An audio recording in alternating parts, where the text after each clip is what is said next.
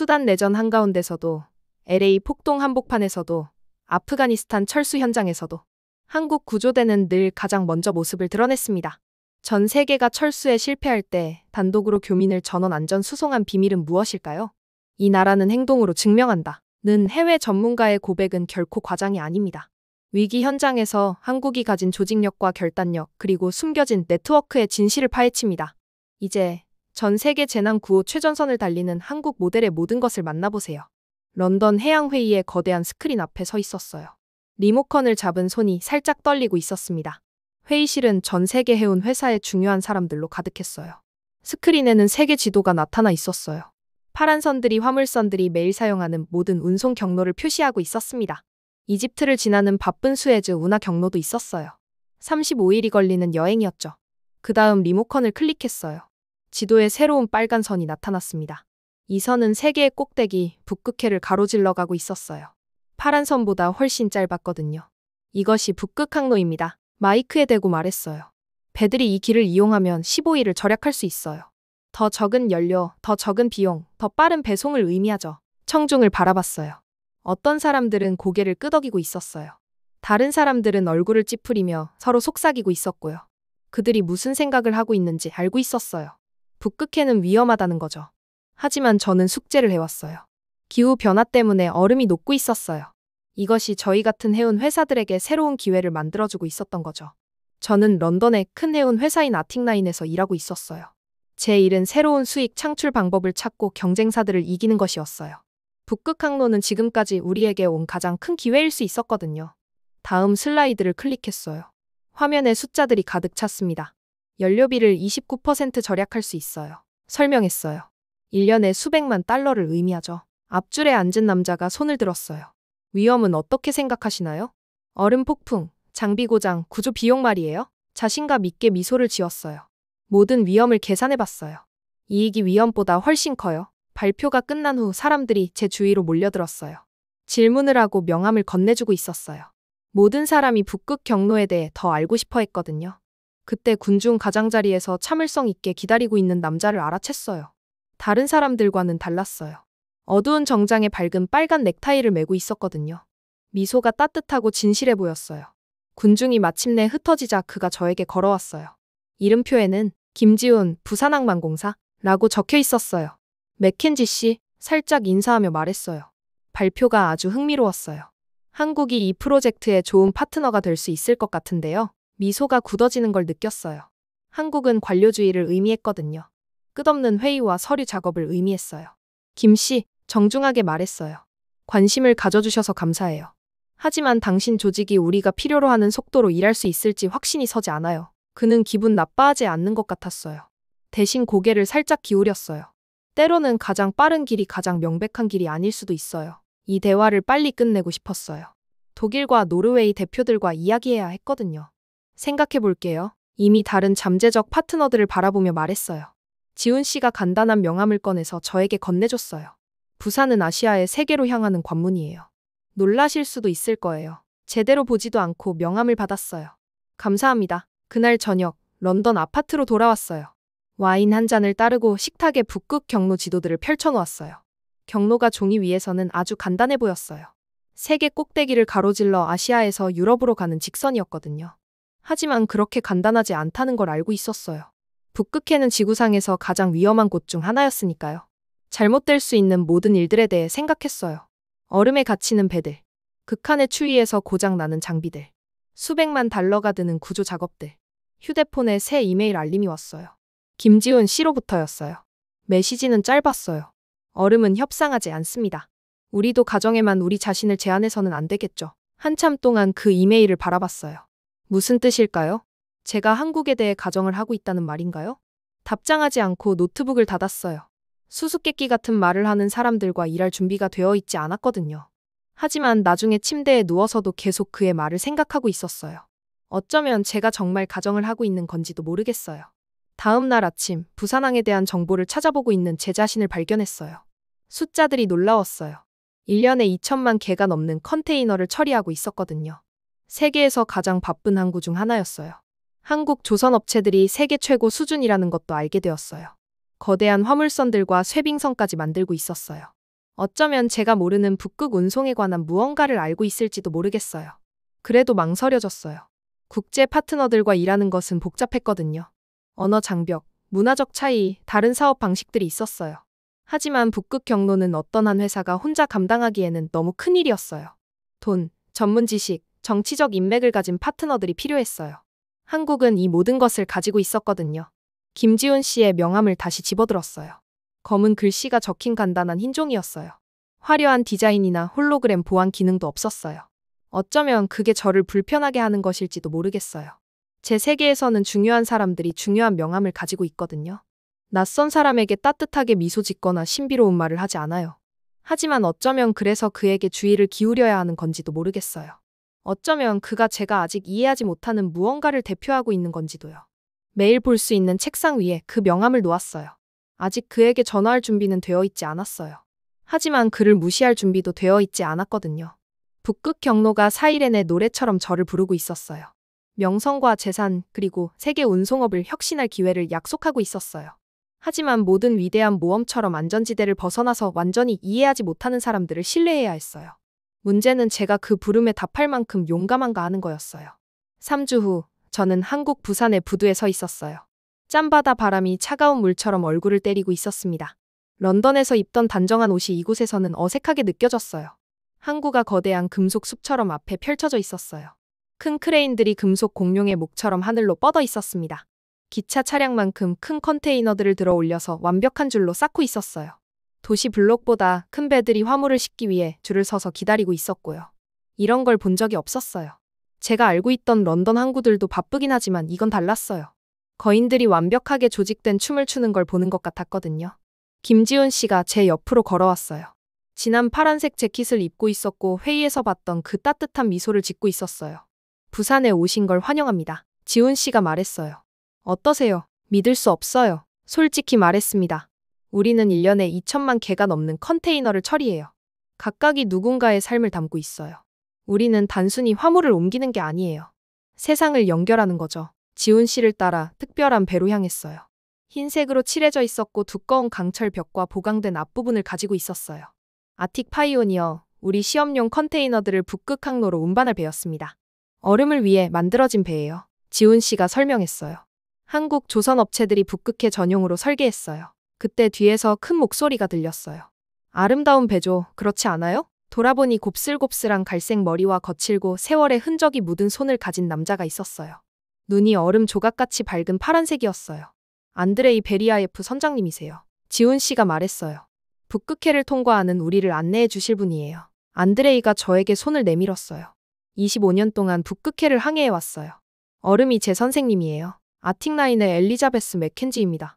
이 프로젝트를 이끌고 있어요. 안드레이가 잠시 제 얼굴을 살펴보더니 미소를 지었어요.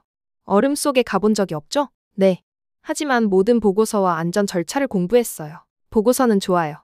하지만 얼음은 보고서를 읽지 않아요. 얼음은 자신만의 규칙을 가지고 있거든요. 안드레이가 우리를 자신의 배로 안내했어요. 폴라스타라는 쇠빙선이었어요. 화물선보다는 작았지만 훨씬 더 강해 보였어요. 정말 얼마나 위험한 거예요? 하고 물었어요.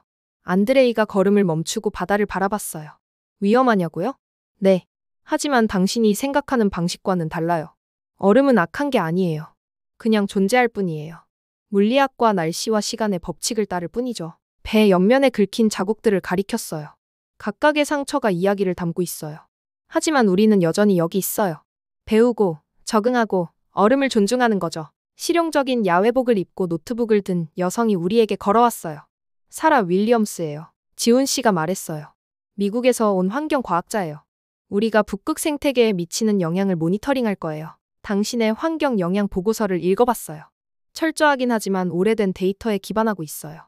북극은 누구도 예상하지 못한 속도로 변하고 있거든요. 어떻게 변하고 있다는 거죠? 얼음이 새로운 패턴으로 녹고 있어요. 야생 동물 이동 경로가 바뀌고 있고요. 5년 전에 통했던 방법이 오늘은 통하지 않을 수도 있어요. 하지만 그래서 우리가 가야 하는 거예요. 안드레이가 말했습니다. 저기서 실제로 무슨 일이 일어나고 있는지 보기 위해서요. 다음 날 아침, 우리는 부산에서 출항했어요. 아틱 파이오니어의 갑판에 서서 한국 해안선이 뒤로 사라지는 걸 바라봤어요. 바다는 조용하고 파랬어요. 갈매기들이 우리 배를 따라왔어요. 햇살이 얼굴에 따뜻했어요. 지구상에서 가장 위험한 곳 중 하나로 향하고 있다는 게 믿기지 않았어요. 지훈 씨가 난간에서 저와 함께 했어요. 긴장되세요? 조금요. 모든 게 이번 시험 항해에 달려 있어요. 실패하면 아틱라인이 수백만 달러를 잃을 수도 있거든요. 성공한다면요? 성공한다면 모든 걸 바꾸는 거죠. 그럼 실패할 수 없네요. 지훈 씨가 간단히 말했어요. 북쪽으로 항해하면서 승무원들이 북극 조건에 대비하는 모습을 지켜봤어요. 모든 시스템을 확인하고 또 확인하고 있었어요. 잘 훈련된 팀처럼 함께 일하고 있었습니다. 제가 더 이상 이 프로젝트의 리더만이 아니라는 걸 깨달았어요. 학생이기도 했던 거예요. 안드레이가 얼음과 날씨에 대해 가르쳐주고 있었고요. 사라가 환경과학에 대해 가르쳐주고 있었어요. 지훈 씨는 국제협력에 대해 가르쳐주고 있었고요. 제 경력에서 처음으로 다른 사람들의 전문 지식에 완전히 의존하고 있었어요. 제 팀을 신뢰하고 그들로부터 배워야 했어요. 그 생각이 무서웠어요. 하지만 흥미롭기도 했고요. 바다에서의 첫날 해가 질 때 북극해를 향해 앞을 바라봤어요. 지평선 너머 어딘가에 북극 항로가 있었어요. 도전처럼, 시험처럼, 모험처럼 우리를 기다리고 있었어요. 얼음이 가르쳐줄 것들을 배울 준비가 되어 있었어요. 새로운 선생님들을 신뢰할 준비도 되어 있었고요. 그리고 안전지대를 벗어나서 미지의 것을 받아들일 때 무슨 일이 일어나는지 발견할 준비도 되어 있었습니다. 진짜 여행이 이제 막 시작되고 있었어요. 북극 여행 이틀째, 모든 것이 잘못되고 있었습니다. 배의 조종실에 앉아서 컴퓨터 화면으로 우리의 진행 상황을 확인하고 있었어요. 바렌츠해를 지나면서 순조롭게 나아가고 있었거든요. 날씨는 맑았고 얼음 상태도 괜찮아 보였어요. 그때 경보가 비명을 지르기 시작했어요. 조종판에 빨간 불이 번쩍이고 있었어요. 배의 무전기에서 한국어로 급박한 목소리들이 들려오고 있었습니다. 무슨 말인지는 이해할 수 없었지만 그 목소리 톤에서 당황감을 느낄 수 있었어요. 지훈이가 얼굴이 하얗게 질린 채로 조종실로 뛰어들어왔어요. 무전기를 잡고 한국어로 빠르게 말하더니 심각한 눈빛으로 저를 돌아봤습니다. 뒤에 있는 화물선에 문제가 생겼어요. 지훈이가 말했어요. 선체로 물이 들어오고 있어요. 컨테이너가 손상될 수도 있어요. 가슴이 돌덩이처럼 가라앉았어요. 바로 제가 두려워하던 일이었거든요. 첫 번째 중요한 시험인데 벌써 실패하고 있는 거예요. 안드레이 선장이 우리 옆에 나타나서 경험 많은 눈으로 상황을 살펴보고 있었어요.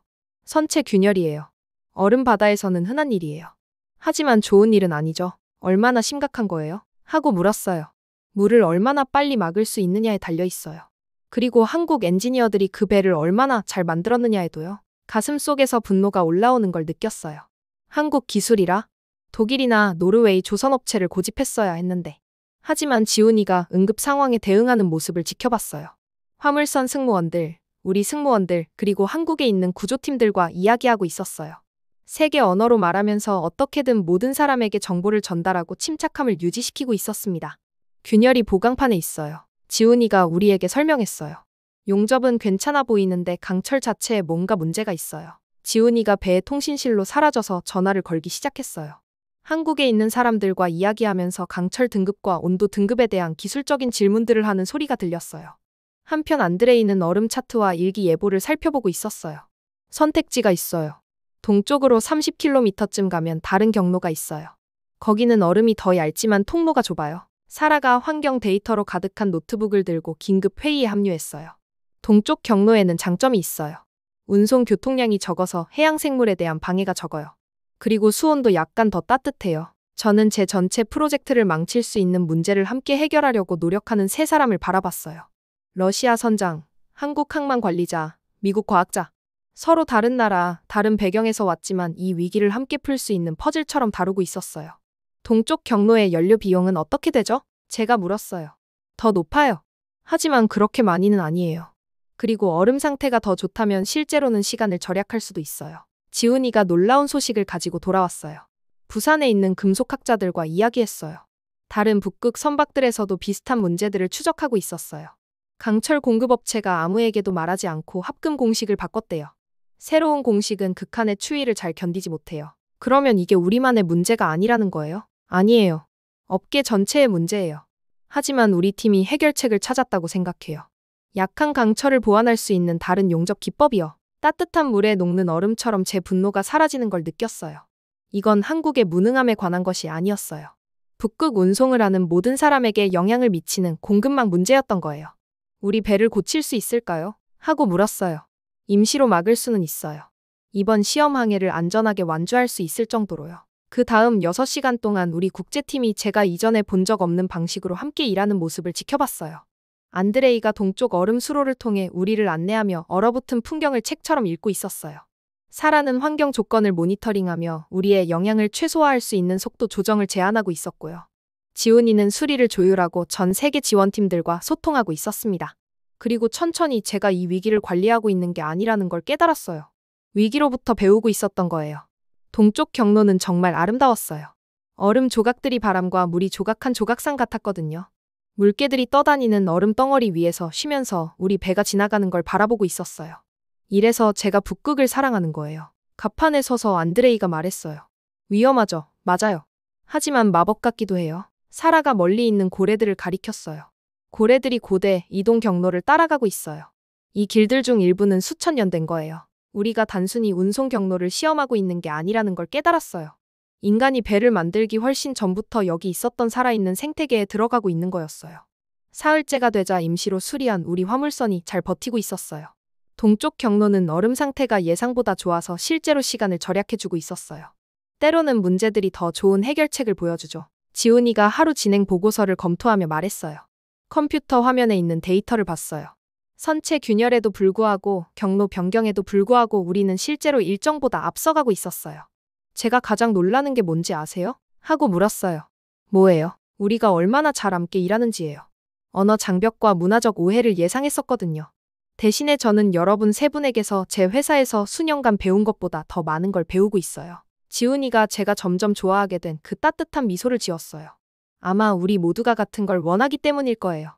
북극 운송이 안전하고 책임감 있게 작동할 수 있다는 걸 증명하고 싶어 하는 거죠. 그날 밤 작은 선실에서 잠들 때 얼음이 우리 선체에 부드럽게 긁히는 소리가 들렸어요.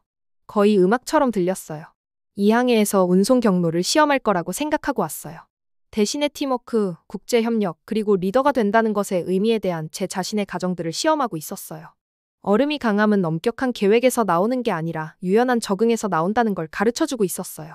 그리고 제 팀 동료들은 최고의 해결책이 종종 다른 관점들과 다른 종류의 지식을 결합할 때 나온다는 걸 가르쳐주고 있었습니다. 내일은 북극해 더 깊은 곳으로 향하면서 새로운 도전들에 직면하게 될 거예요. 하지만 오늘 밤, 진짜 시험은 우리가 원래 경로를 따라갈 수 있느냐가 아니라는 걸 알고 있어요. 진짜 시험은 경로가 바뀔 때 우리가 함께 적응할 수 있느냐는 거예요. 북극해에서 5째 날 바다가 괴물로 변하고 있었습니다. 새벽 3시에 잠에서 깼어요. 선실 바닥이 너무 심하게 기울어져서 침대에서 미끄러져 나와 벽에 부딪혔거든요. 배가 아파하듯이 끙끙거리고 있었어요. 작은 창문으로 보니까 빌딩만큼 높은 파도가 갑판 위로 덮치고 있었습니다. 폭풍은 갑자기 나타났어요. 어제까지만 해도 날씨가 조용하고 아름다웠는데 말이에요. 지금은 얼음과 분노로 가득한 세탁기 안에 갇힌 것 같은 느낌이었어요. 가장 따뜻한 옷을 입고 조종실로 향했습니다. 복도가 너무 심하게 좌우로 흔들려서 난간을 잡지 않으면 넘어질 것 같았어요. 조종실에 들어가니 안드레이가 양손으로 조타 장치를 꽉 잡고 있었어요. 지훈이가 옆에 서서 무전기에 빠르게 뭔가를 말하고 있었고요. 사라는 컴퓨터 앞에서 폭풍의 움직임을 추적하고 있었습니다. 창문으로 보니 우리 앞에 있는 쇠빙선이 살아있는 것처럼 움직이고 변하는 얼음벽과 싸우고 있었어요. 얼마나 심각한 거예요? 하고 바람 소리를 뚫고 소리쳤습니다. 심각해요. 안드레이가 소리치며 대답했어요. 일기예보가 틀렸어요. 이 폭풍은 예상보다 2배나 강해요. 레이더 화면에 나타난 폭풍 시스템을 봤어요. 엄청나게 커서 수백 마일의 바다를 덮고 있었어요. 우리는 그 한가운데에 있었고 빠져나갈 방법이 없었죠. 돌아갈 수 있을까요? 하고 물었어요. 너무 늦었어요. 지훈이가 긴장된 목소리로 말했습니다. 부산으로 돌아갈 연료가 부족해요. 앞으로 나아갈 수밖에 없어요. 사라가 무서운 표정으로 컴퓨터에서 고개를 들었어요. 폭풍이 얼음을 우리가 항해할 수 있는 속도보다 빠르게 움직이고 있어요. 우리가 계획했던 경로는 이제 없어졌어요. 바로 이 순간이었어요. 내가 회사에서 하던 모든 계획과 위험 관리가 쓸모 없어지는 순간 말이에요. 내가 통제할 수 없는 힘에 완전히 의존해야 하는 상황이었죠. 제가 뭘 도와드릴까요? 하고 물었는데 내 목소리가 의외로 차분한 게 놀라웠어요. 소통이에요. 안드레이가 배를 안정시키려고 애쓰면서 말했어요. 화물선 상태를 계속 업데이트해주세요. 그리고 사라의 기상 데이터를 제가 사용할 수 있는 항해 정보로 번역해주세요. 그 다음 8시간 동안 저는 이전에 한 번도 되어본 적 없는 사람이 되었어요. 명령을 내리는 매니저가 아니라 팀이 정보를 공유할 수 있도록 도와주는 번역자가 되었죠. 폭풍이 우리가 함께 일하는 법에 대해 배운 모든 것을 시험하고 있었어요. 무전기에서 한국어로 당황한 목소리가 들려올 때마다 지훈이가 침착함을 유지하면서 번역할 수 있도록 도와줬어요. 전환점은 사라가 자신의 데이터에서 놀라운 것을 발견했을 때였어요. 그녀가 추적하고 있던 얼음의 움직임이 안드레이가 본능적으로 따라가고 있던 온도 패턴과 일치하고 있었거든요. 당신은 얼음을 날씨처럼 읽고 계세요. 잠깐 조용해진 순간에 사라가 안드레이에게 말했어요. 얼음이 곧 날씨예요. 단지 훨씬 느릴 뿐이죠. 지훈이가 갑자기 모니터링 스테이션에서 흥미진진한 표정으로 고개를 들었어요. 선체 손상이 만들어내는 진동이 우리 배 주변의 작은 얼음 덩어리들을 부수는 데 도움이 되고 있어요. 그러니까 우리의 문제가 우리를 도와주고 있다는 거예요. 때로는 최악의 것들이 최고의 것이 되기도 해요. 어떻게 활용하는지 알면 말이에요. 천천히 우리 팀은 혼란 속에서 리듬을 찾아가고 있었어요. 사라가 얼음이 어디로 움직일지 예측하고 안드레이는 그 정보를 이용해서 안전한 통로를 찾고 있었습니다. 지훈이는 수리를 조율하고 우리 배들이 함께 작동할 수 있도록 하고 있었어요. 그리고 저는 모든 사람이 다른 사람들이 뭘 하고 있는지 이해할 수 있도록 하고 있었죠. 폭풍이 마침내 지나가자 제가 지금까지 본 것 중 가장 아름다운 광경이 펼쳐졌어요. 북극해가 모든 방향으로 끝없이 펼쳐져 있었고 햇빛에 다이아몬드처럼 반짝이는 얼음으로 덮여 있었어요. 우리가 해냈어요. 사라가 조용히 말했습니다. 정말로 해냈어요. 목적지를 향해 마지막 구간을 항해하면서 제 안에서 뭔가 변했다는 걸 깨달았어요. 6개월 전 런던에서 자신만만한 발표를 했던 그 사람이 아니었어요. 최고의 해결책은 서로 다른 종류의 지식을 결합할 때 나온다는 걸 배웠어요. 신뢰가 통제보다 더 가치 있다는 것도요. 다른 문화 출신 사람들과 일하는 것이 문제를 만드는 게 아니라 가능성을 만든다는 것도 말이에요. 사흘 후 우리는 러시아 무르만스크항에 도착했어요. 우리의 시험 항해가 공식적으로 완료되었습니다.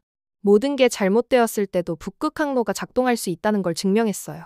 저반 의식에서 각국 대표들이 모여서 우리 데이터를 검토했어요. 하지만 저는 더 중요한 것에 대해 이야기하고 싶었어요. 북극 항로는 단순히 짧은 운송 시간에 관한 것이 아닙니다. 모인 관료들에게 말했어요.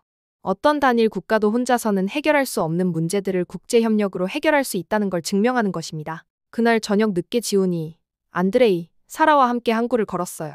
백야의 태양이 지평선 낮은 곳에 걸려 있으면서 얼음으로 덮인 바다를 금색과 분홍색으로 물들이고 있었어요. 이제 어떻게 되는 거예요? 사라가 물었어요. 우리는 각자 원래 일로 돌아가죠. 하지만 연락은 계속해요. 우리가 배운 것들을 공유하고요. 사람들이 서로를 신뢰하려고 할 때 세상은 우리가 생각하는 것보다 작다는 것. 그리고 그렇게 할 때 우리가 상상하는 것보다 크다는 것이에요. 다음 날 아침, 런던으로 돌아가는 비행기에 올랐어요. 북극해 위를 날아가면서 창 아래 얼음을 보며 우리가 겪었던 폭풍을 기억했어요. 런던 사무실로 돌아와서 보고서를 쓰기 시작했어요. 하지만 연료 절약과 배송 시간에만 집중하는 대신 인간적인 교훈에 대해 썼어요. 추측하기를 멈추고 연결하기를 시작할 때 무엇이 가능한지에 대해서 말이에요. 북극 항로는 이제 운영되고 있고 아틱라인이 북극 운송 산업을 이끌고 있어요. 하지만 제가 가져온 진짜 보물은 이익이나 경쟁 우위가 아니었어요. 그것은 자신과 다르게 보이는 사람들을 신뢰할 용기가 있을 때 최고의 모험이 일어난다는 지식이었어요. 가장 효율적인 길은 경쟁이 아니라 협력을 통해 드러나는 경우가 많다는 걸 발견할 때 말이에요. 6개월 후 지훈이로부터 사진이 첨부된 이메일을 받았어요. 부산에서 그린 NSR이라고 쓰여진 새로운 화물선이 진수되는 모습이었어요. 그 배는 우리의 북극 모험에서 배운 모든 것을 활용해서 설계되었다고 했어요. 사진을 보면서 미소가 지어졌어요. 우리의 여행은 끝났지만 진짜 모험은 이제 시작이었어요. 때로는 앞으로 나아가는 최고의 방법은 함께 발견하는 것이에요. 여러분의 경험과 지혜가 이 여정의 등대가 되었습니다. 세상 어디에서도 얻을 수 없는 통찰을 나누어 주셔서 감사합니다. 이제 여러분이 들려주실 다음 이야기들이 어떤 가치 있는 유산이 될지 기대합니다. 이 험난한 바다를 함께 헤쳐온 것은 우리 모두의 용기와 협력이었습니다. 여러분 각자의 선택과 결단이 이뤄낸 성과의 자부심을 느끼시길 바랍니다. 진심으로 감사드립니다. 서로 다른 배경을 가진 이들이 한 배에 모여 이룬 성과는 연대의 힘을 증명했습니다. 이 글을 읽는 여러분도 함께 나누는 경험 속에서 따뜻한 공동체의 소속감을 느끼시길 바랍니다. 폭풍 속에서도 서로를 지켜낸 여러분의 모습이 많은 이들에게 치유의 메시지를 전합니다. 지금 느끼는 감정 하나하나가 존중받아야 할 소중한 가치임을 기억하세요. 이제 다음 모험을 준비할 차례입니다. 나이와 상관없이 새로운 도전은 언제나 시작할 수 있습니다. 앞으로 펼쳐질 기회와 가능성에 희망을 가지시길 바랍니다. 네, 그럼 오늘 사연 어떻게 들으셨나요? 오늘 사연이 재미있으셨다면 좋아요와 댓글 부탁드려요. 지금까지 저는 사연 읽어드리는 감동사연의 왜 정인아였습니다. 끝까지 시청해주신 모든 분들 고맙습니다. 더 좋은 영상으로 다시 찾아뵐게요. 감사합니다.